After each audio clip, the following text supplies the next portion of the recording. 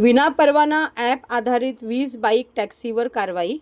परवाना नोंदणी आणि व्यावसायिक परवानगी नसताना प्रवासी वाहतूक करणाऱ्या 20 बाईक टॅक्सी चालकांवर आरटीओच्या वायुवेग पथकाने ठाण्यात कारवाई करत 50,000 पर्यंत दंडात्मक कारवाई केली आहे। या ऑपरेशन दरम्यान अनेक बाईक टॅक्सी चालकांकडे व्यावसायिक वाहन नोंदणी, प्रवासी विमा संरक्षण नव्हते। बेकायदेशीररित्या मोबाईल ॲप्सच्या माध्यमातून प्रवासी उचलणाऱ्या या दुचाकी चालकांमुळे कायदा सुरक्षा आणि वाहतूक शिस्त धोक्यात आली होती। नागरिकांकडून सातत्याने तक्रारी मिळाल्यानंतर प्रादेशिक परिवहन अधिकारी हेमांगिनी पाटील यांच्या मार्गदर्शनाखाली विशेष वायुवेग पथक तयार करून कारवाई राबवली असल्याची माहिती उपप्रादेशिक परिवहन अधिकारी रोहित काटकर यांनी दिली।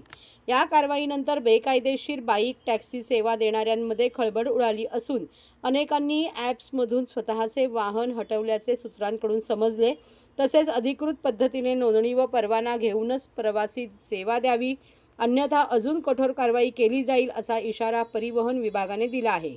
परवान्याशिवाय प्रवासी सेवा देणे हा कायद्याचा भंग असून यामुळे प्रवाशांच्या सुरक्षिततेचा मोठा प्रश्न निर्माण होतो।